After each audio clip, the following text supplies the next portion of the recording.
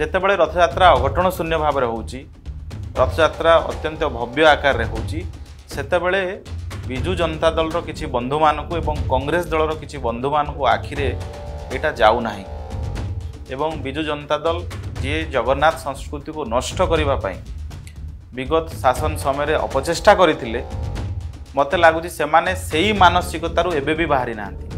ଜୟ ଜଗନ୍ନାଥ। ଆଜି ମହାପ୍ରଭୁଙ୍କର ତିନି ରଥ ଶରଧା ବାଲିରେ ମହାପ୍ରଭୁଙ୍କ ତିନି ରଥ ଲାଗି ସାରିଛି।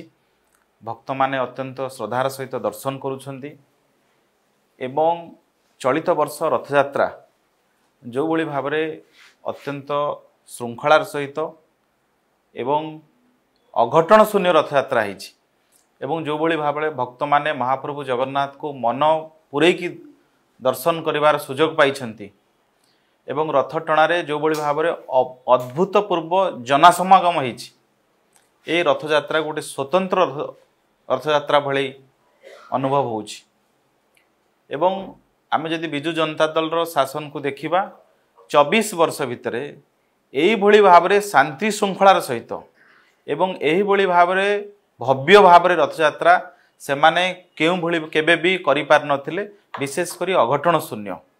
ଯେତେବେଳେ ରଥଯାତ୍ରା ଅଘଟଣ ଶୂନ୍ୟ ଭାବରେ ହେଉଛି, ରଥଯାତ୍ରା ଅତ୍ୟନ୍ତ ଭବ୍ୟ ଆକାରରେ ହେଉଛି, ସେତେବେଳେ ବିଜୁ ଜନତା ଦଳର କିଛି ବନ୍ଧୁମାନଙ୍କୁ ଏବଂ କଂଗ୍ରେସ ଦଳର କିଛି ବନ୍ଧୁମାନଙ୍କୁ ଆଖିରେ ଏଇଟା ଯାଉନାହିଁ ଏବଂ ବିଜୁ ଜନତା ଦଳ ଯିଏ ଜଗନ୍ନାଥ ସଂସ୍କୃତିକୁ ନଷ୍ଟ କରିବା ପାଇଁ ବିଗତ ଶାସନ ସମୟରେ ଅପଚେଷ୍ଟା କରିଥିଲେ, ମୋତେ ଲାଗୁଛି ସେମାନେ ସେହି ମାନସିକତାରୁ ଏବେ ବି ବାହାରି ନାହାନ୍ତି। ଯଦି ଏ ବର୍ଷର ରଥଯାତ୍ରାକୁ ଦେଖିବେ, ମୁଁ ପର୍ଟିକୁଲାରଲି ଭାବରେ କହିବାକୁ ଚାହେଁ, ବିଶେଷ ଭାବରେ ଜୋର କରି କହିବାକୁ ଚାହେଁ, ଏ ବର୍ଷ ରଥରେ ଜଣେ ହେଲେ ବି ଅଣସେବାୟତ ଚଢ଼ି ନାହାନ୍ତି। ଏଇଟା ହେଉଛି ଶ୍ରୀମନ୍ଦିର ପ୍ରଶାସନ ରାଜ୍ୟ ସରକାରଙ୍କର ଏ ରଥଯାତ୍ରାର ଯେଉଁ ପରିଚାଳନା ହେଇଛି, ଏ ପରିଚାଳନାର ଏଇଟା ହେଉଛି ଗୋଟେ ସଫଳତାର ବିନ୍ଦୁ। ଏ ବର୍ଷ ରଥଯାତ୍ରା ଶୁକ୍ରବାର, ଶନିବାର, ରବିବାର 3 ଦିନ ଛୁଟି ଥିବା କାରଣ ଜନସମାଗମ ଯେତିକି ଲୋକ ଆସିବା କଥା ତାଠୁ ବହୁ ଅଧିକ ଲୋକ ଆସିଥିଲେ। ତଥାପି ମଧ୍ୟ ବହୁତ ଭଲ ଭାବରେ ଟ୍ରାଫିକ୍ ପରିଚାଳନା ଏବଂ କ୍ରାଉଡ୍ ମ୍ୟାନେଜମେଣ୍ଟରେ ଆର୍ଟିଫିସିଆଲ ଇଣ୍ଟେଲିଜେନ୍ସର ବ୍ୟବହାର, ଉନ୍ନତ ଯାନ୍ତ୍ରିକ ପ୍ରଯୁକ୍ତିବିଦ୍ୟା ଏବଂ ପୋଲିସ ପ୍ରଶାସନର ସହଯୋଗ, ଏ ସବୁର ସହଯୋଗ ଫଳରେ ଅତି ସୁନ୍ଦର ଭାବରେ କ୍ରାଉଡ୍ ମ୍ୟାନେଜମେଣ୍ଟ କରାଯାଇଛି। କୌଣସି ଜାଗାରେ ଗୋଟିଏ ହେଲେ ବି ଅପ୍ରୀତିକର ପରିସ୍ଥିତି ଉପୁଜି ନାହିଁ। ତେଣୁ ମୁଁ ଭାବୁଛି ଯେଉଁମାନେ ବିଜୁ ଜନତା ଦଳର ବନ୍ଧୁମାନେ, ଯେଉଁମାନେ ଶାଗୁଣା ଆଉ ଚିଲ ମାନସିକତା, ଆପଣ ଜାଣିଥିବେ ଶାଗୁଣା ଆଉ ଚିଲ ତାଙ୍କୁ ଭଲ ଜିନିଷ ଦେଖାଯିବ ନାହିଁ। କେଉଁଠି ଡେଡ୍ ବଡି ପଡ଼ିଛି, କେଉଁଠି ମଇଳା ପଡ଼ିଛି, କେଉଁଠି ଅଳିଆ ପଡ଼ିଛି, ଏଇଟା ଶାଗୁଣା ଚିଲ ଖୋଜନ୍ତି। ଯେମିତି ମହାକୁମ୍ଭ ହେଉଥିଲା, ମହାକୁମ୍ଭକୁ ବିରୋଧୀ ଦଳର କିଛି ବନ୍ଧୁମାନେ ସେତେବେଳେ ମୃତ୍ୟୁକୁମ୍ଭର ଆଖ୍ୟା ଦେଲେ। ଯେଉଁ ମହାକୁମ୍ଭରେ ଦେଶର ସବୁ ପ୍ରାନ୍ତରୁ ସବୁ ବର୍ଗରୁ ଲୋକ ବୁଡ଼ ପକାଇକରି ପୁଣ୍ୟ ପାଇଲେ, ତାକୁ ସେଠି ମୃତ୍ୟୁକୁମ୍ଭର ଆଖ୍ୟା କିଛି ବିରୋଧୀ ଦଳ ଦେଇଥିଲେ। ମୁଁ ଭାବୁଛି ବିଜୁ ଜନତା ଦଳ ଆଉ ଓଡ଼ିଶାରେ କଂଗ୍ରେସ ଏଇ ଯେଉଁ ମହାକୁମ୍ଭକୁ ଯେଉଁମାନେ ମୃତ୍ୟୁକୁମ୍ଭ କହିଥିଲେ, ସେଇ ମାନସିକତାରେ ବିଜୁ ଜନତା ଦଳ ବଞ୍ଚୁଛି। ମହାପ୍ରଭୁ ଜଗନ୍ନାଥ ହେଉଛନ୍ତି ଓଡ଼ିଆ ଜାତିର ଆରାଧ୍ୟ ଦେବତା, ଓଡ଼ିଆ ଅସ୍ମିତାର ପ୍ରତୀକ।